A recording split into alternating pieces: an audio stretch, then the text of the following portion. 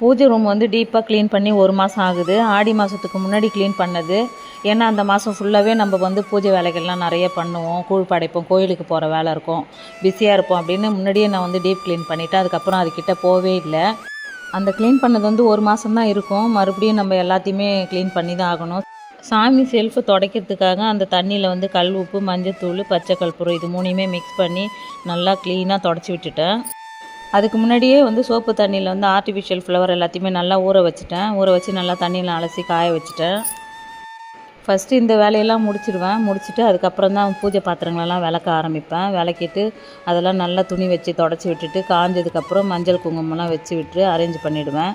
இப்படி தான் என்னோடய டீப் க்ளீன் வந்து ஸ்டார்ட் பண்ணுவேன். கொஞ்சம் ஈஸியாக இருக்கும்.